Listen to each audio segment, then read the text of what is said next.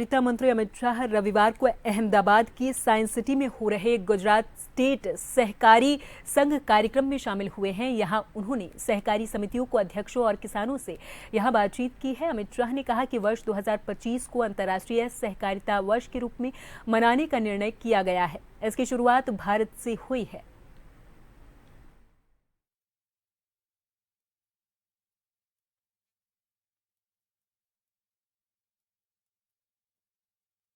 सहकारी माળખાની દરેક પ્રકારની સહકારી ગતિવિધિની રાષ્ટ્રીય સંસ્થાને મજબૂત કરવી, રાજ્યની સંસ્થાને મજબૂત કરવી, જિલ્લાની સંસ્થાને મજબૂત કરવી અને દરેક ક્ષેત્રની પ્રાથમિક મંડળીઓને પણ મજબૂત કરી સમગ્ર સહકારી માળખું સમગ્ર દેશમાં પહોંચાડવું અને એના સિમેટ્રિક ડેવલપમેન્ટ માટે સમ વિકાસ માટે આપણે આંતરરાષ્ટ્રીય સહકારી વર્ષનો ઉપયોગ કરવા માંગીએ છીએ।